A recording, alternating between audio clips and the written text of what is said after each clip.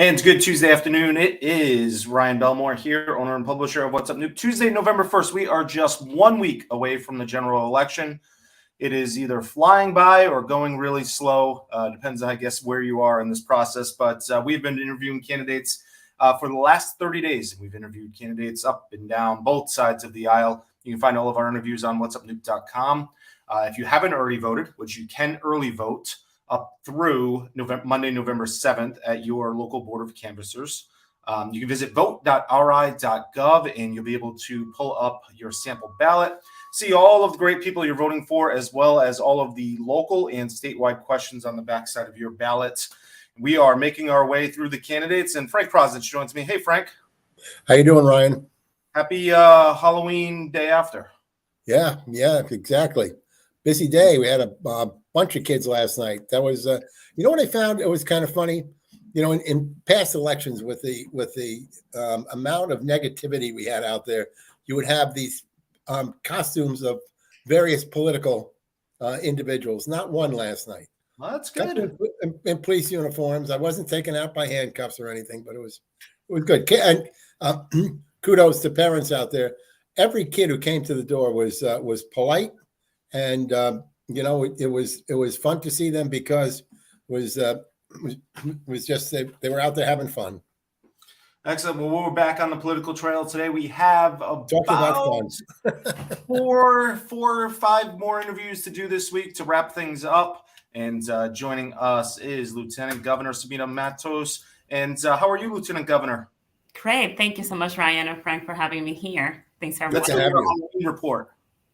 Sorry? How was your Halloween? It was great. So I didn't get as many trick-or-treaters coming through my house. And my daughter, she loves Halloween. It's her number one holiday. So she went out for a little bit and she had a good time. Yes. What was her costume? She wanted to be an astronaut this year. So do I. Yeah.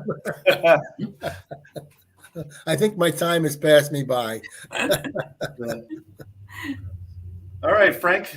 Very good. Well, Sabina, great to have you. And I think you were at the Italo American Club on Saturday night, as I was, for their Person of the Year, and Dale Venturini, who was honored that night for right reasons, because she did a great job with the Hospitality Association during the pandemic. You're going to be running for your first full term as Lieutenant Governor. What have you learned from these past several months? What's it, almost 2 years now? Yes, almost 17 months. Yeah. What have you learned from that period of time?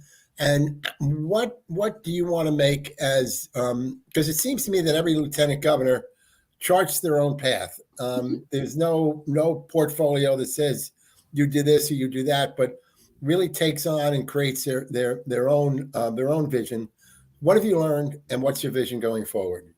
No, thank you. That's a great question. And yes, I was there Saturday, and I was so glad that Dale Venturini was being honored as the Person of the Year, because the work that she did to make sure that our restaurants, all of our hospitality industry was able to survive the pandemic and come out strong.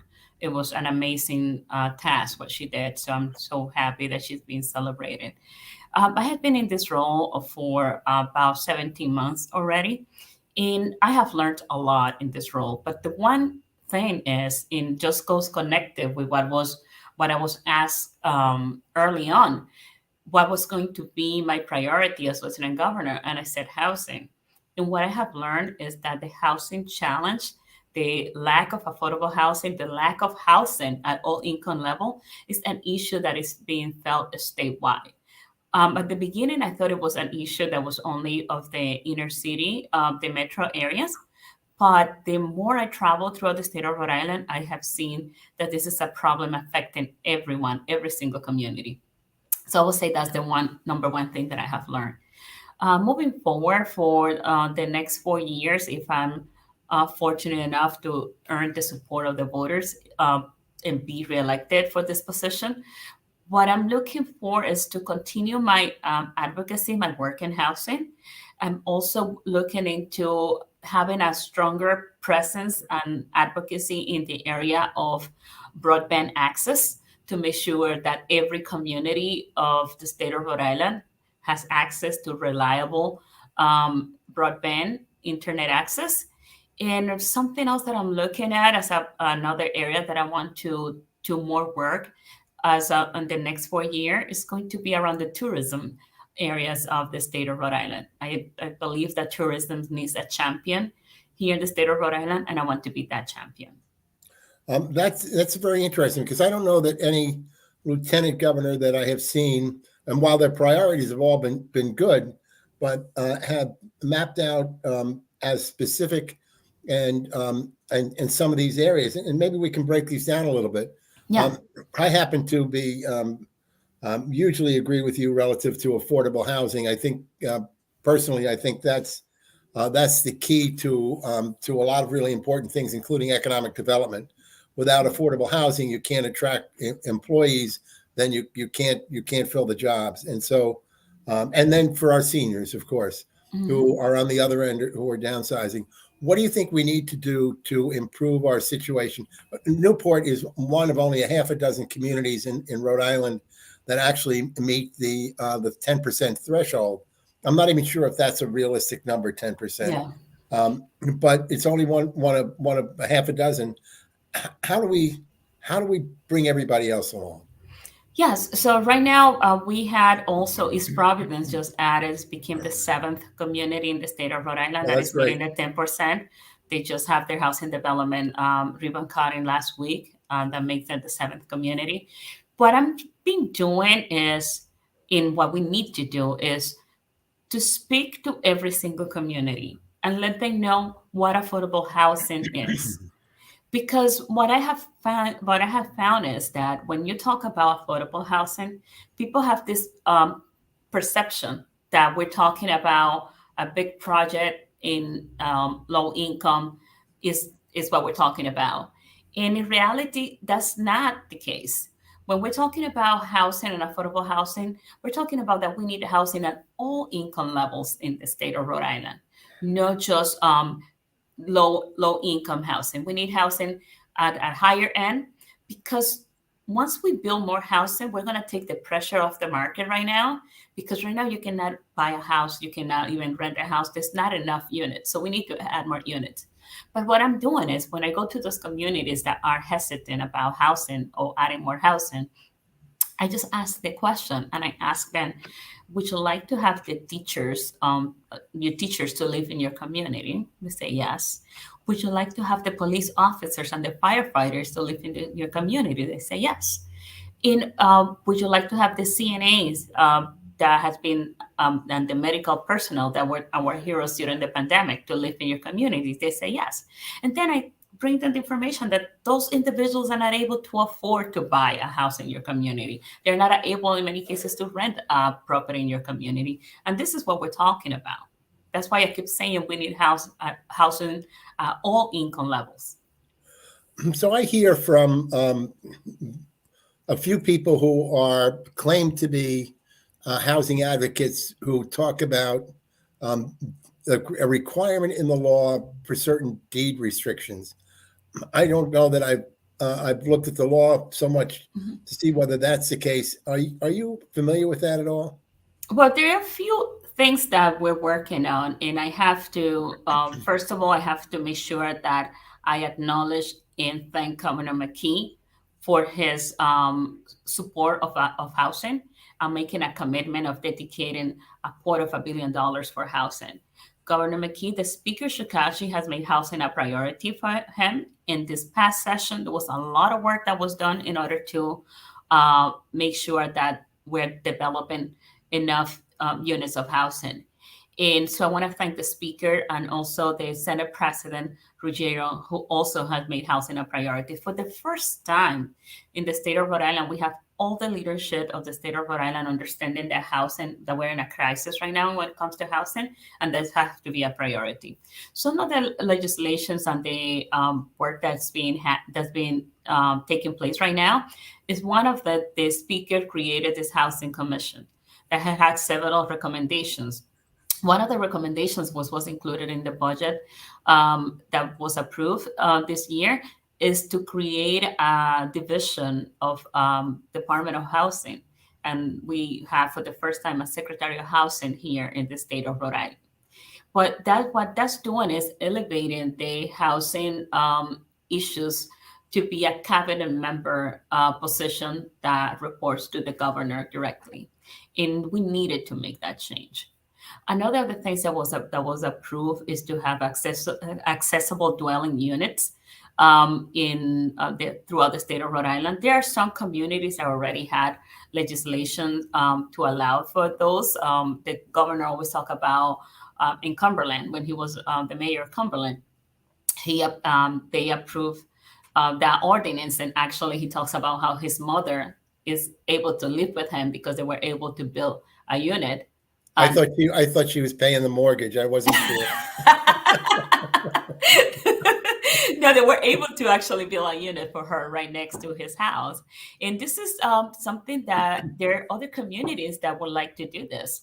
And that's why I'm so happy that that was approved in this past legislation.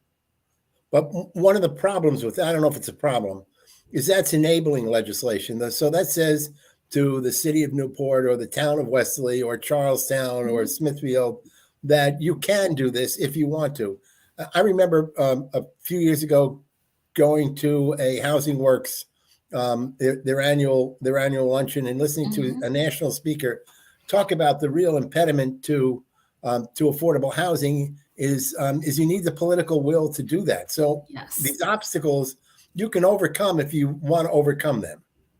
And it seems to me that I may be nuts, but it seems to me that it's a matter of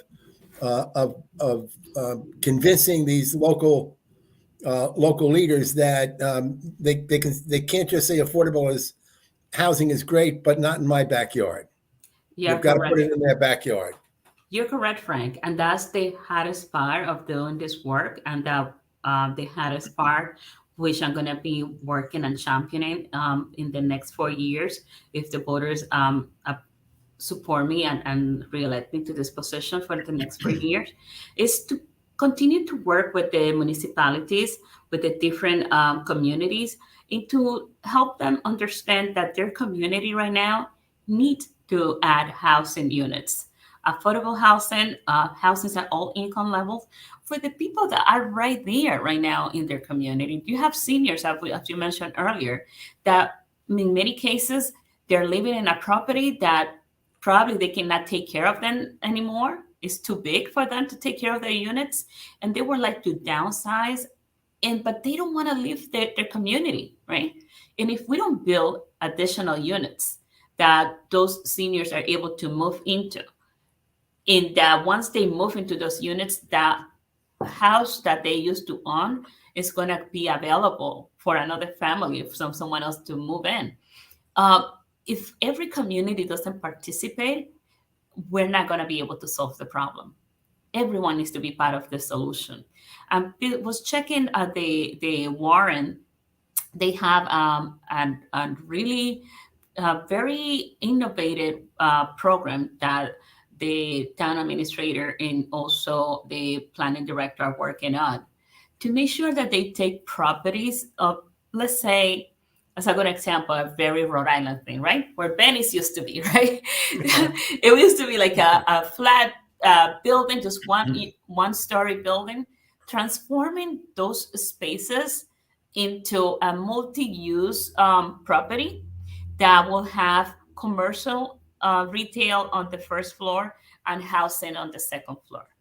And that's the type of things that we need to see happening throughout the state in every community. Sabina, I want to just switch gears a little bit, and I want to talk about something that's near and dear to the Newport area, and that's broadband access, reliable internet access. What do we need to do to make sure that everybody is able to easily access the internet? Yes. So we have to, right now, we're going to have the most, like 5 times the amount of money that we had ever gotten from the federal government coming to Rhode Island for broadband access. And right now is the most important time in which we have to make sure that we are investing in the infrastructure that is needed, and to make sure that communities like in the Quinnipiac Islands get access to reliable broadband and internet access. So I just was in Newport last week, actually, for the conference of the New England Region Conference on broadband access. And I had the opportunity to address the attendees I told them that having the conference in Newport was the perfect location for them to be able to think about the impact that the work is going to have for communities like Newport and other communities in the Queen Island, and for communities of low-income individuals, to make sure that everyone has access to reliable internet, and to meet the newest standards of the federal level of 120. So we have to be intentional. I know there are some initiatives like Cox Communication dedicated $20 million to build infrastructure to have reliable broadband access in Newport. But we need more investment like that to make sure that we are paying attention to those communities that have been left behind and make sure that we prioritize them. I want to switch to another near and dear subject to Aquidneck Island, and that's tourism. Maybe you should just put a sub office on Aquidneck Island. I love that. Broadband and tourism are huge. Yes. What do you see the needs of tourism, and how much can we grow this industry? Yeah, there is so much potential. One of the first things we have to do is to think about tourism for the state of Rhode Island as everyone have to be rowing in the same direction, right? This we have to break some of the silos that we had right now in the different tourism industry, tourism organization, institution, and we have to make sure that we are promoting Rhode Island as a destination to people outside of the state and people from outside of the country. I see the potential for us to promote Rhode Island just to Europe, but also to Latin America, for people to come and spend their summers or to spend winter. There's a lot of people in Latin America and in the Caribbean that would like to come to Newport, to Rhode Island in the wintertime, because they would like to experience the winter here in New England. And so I think there's so much potential and so much that we can do. And yes, I'm looking forward to having probably an office in South County, have a permanent location in South County with this work. But the first thing that we have to do is to make sure that we sell Rhode Island throughout the country and outside of the country as a destination. That someone can come to Rhode Island and spend 3 days in Newport, can spend 2 days in Block Island, and 3 days in Providence, and make it a whole full experience of Rhode Island. So one of the real impediments to growth within the industry are filling the jobs. Yes. The visa program, I believe, is one problem. Just the general nature of things. As I talk to restaurant owners, it's not necessarily the waiters and waitresses that they talk about, but it's the people who are in the back room, the cooks and other people who are finding, in fact, that they can go into other industries that pay better than the restaurant industry. How do we improve our situation when it comes to filling the jobs, particularly in the tourism industry? Yes, there's a combination of things that we need to do. And I'm glad that you mentioned the visa programs, because not all of them are back. So continue to work with our federal delegation in the federal government to make sure that we can get those visa programs back. When I visited Block Island, that was one of the challenges that they had. They rely a lot in visas, people coming from Europe that used to work in the island during the summer. And they don't have all those visas back, and that has been a challenge. Right now, we have to recognize also that a lot of people retired after the pandemic. A lot of people decided to reevaluate how they were spending their time, and many people that were not thinking of the retirement yet decided, you know what, I want to just retire a little bit earlier and enjoy my time with my family, my friends. That's putting pressure in the job market. We also have that there are many individuals that have challenged with childcare okay, or they cannot afford the child care, or what they were paying was almost the same amount as that they were making for work. And they decided to do alternative work. And I give you a good example. Just one example I can give you is, I remember getting an Uber to go from my mother's house to my mother over the weekend a few weeks back. And I was talking to the lady that was driving the Uber, and I asked her, "Hey, how long have you been doing this? Why did you decide to do this work?" And she told me that it was more flexible for her to be able to drop off her kids at school and pick them up, and that's the reason why she's decided to do the work. So we just want to understand that there's so many things that are into play that are affecting the workforce. But what we are doing at the state is making sure that, working with the Department of Labor and Training, we are making sure that we continue to do that matching between those individuals looking for jobs with those industries that are hiring. And also making sure that we provide training with the Back to Work RI, make sure we're providing training to retrain the workforce, someone that is looking for switch career and go into another area, but also making sure that we train the workforce for those companies that are looking for workers, to make sure that the workers have the skills that they need. So I believe that during the pandemic, some of those training programs that had been in existence fell off because of lack of funding. Are we refunding those programs to make sure that those opportunities exist? Yes, we are. We are refunding those programs. And also there are programs that have been funded for quite some time. And I give you another example is this, the Skills for Rhode Island Future, which is a great partner to the Department of Labor and Training, and get funded from the Department of Labor and Training, and also get federal funding. And they have been doing a great job of matching workers with employees and employers.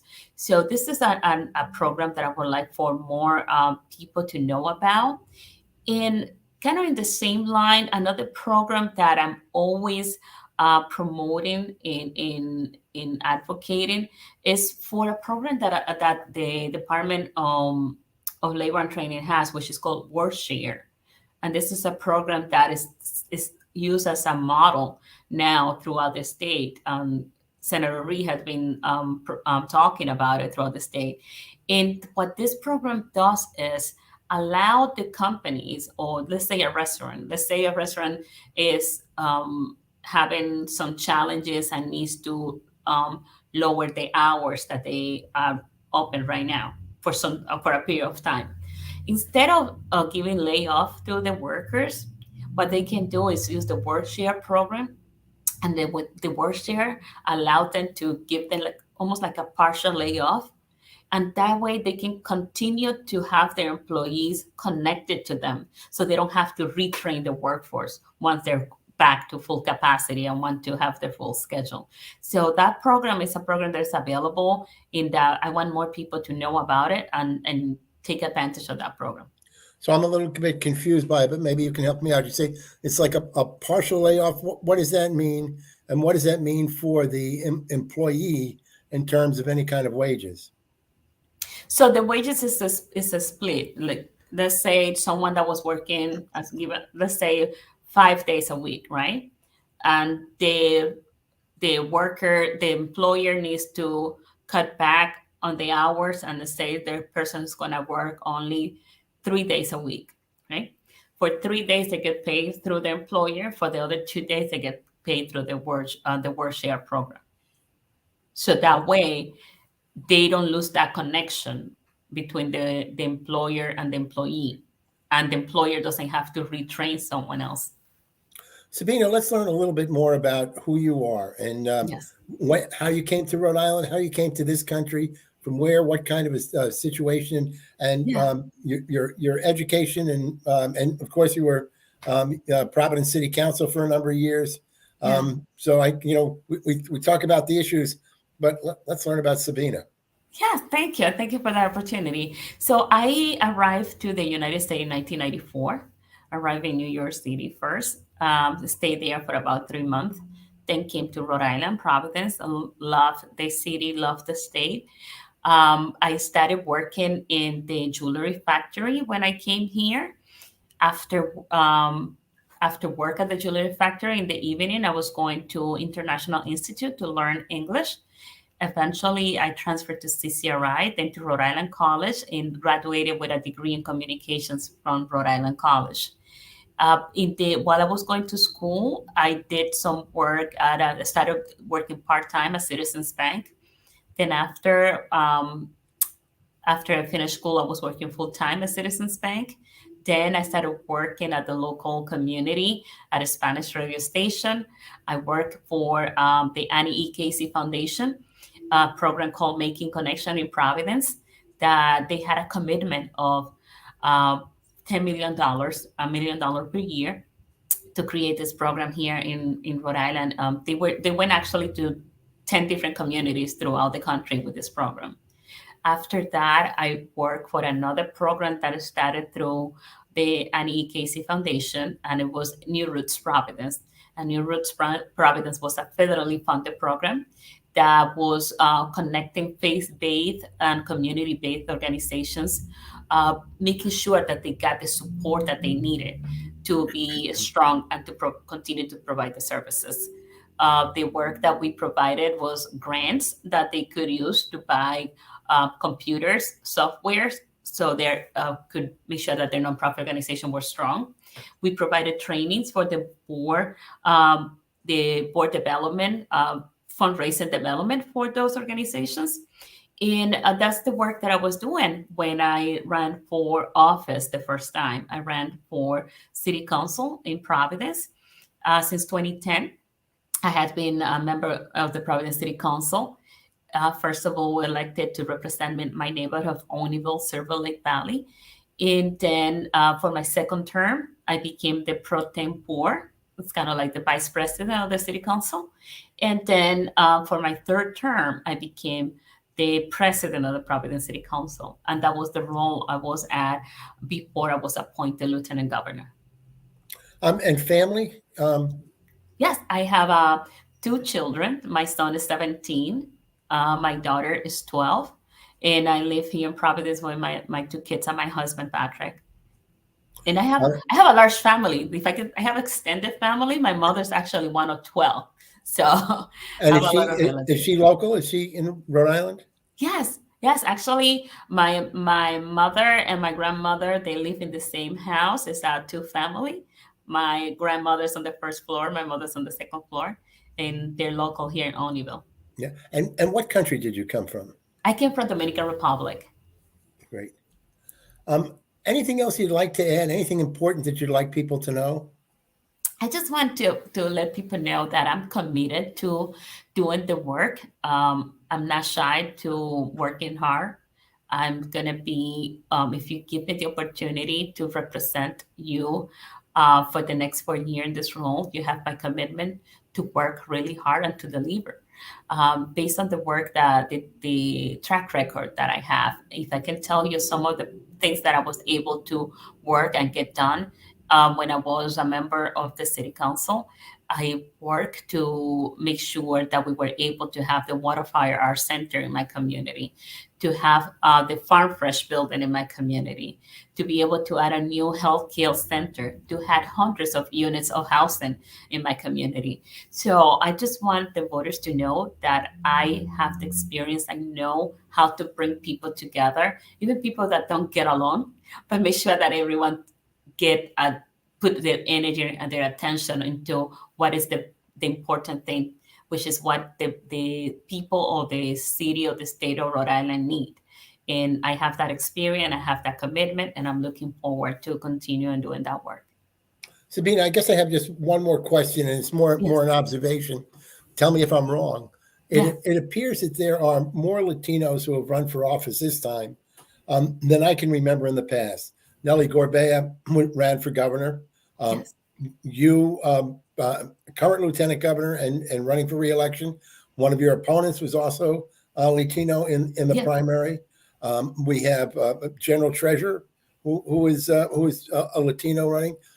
Is this an indication that the community is becoming more politically involved, politically active, and more of I'll use the word influence for want of a better word within government and politics, maybe more aware Yes. of the importance of holding these kinds of positions and providing more equity for the community? Yeah. So I can tell you, it has been, it looks like it's happened fast, but it has been going on for many years. The organization, which is the Rhode Island Latino Civic Fund and the Rhode Island Latino Political Action Committee, we're very intentional on making sure that they start to educate the Latino community about the importance of voting and also about the importance of running for office. This is a work that has been going on for many years. And actually, something that many people don't realize is that the Rhode Island Latino community is being looked at by other communities outside of Rhode Island because we have such a big diversity in those involved in politics and those running for office that sometimes you don't see that in other states.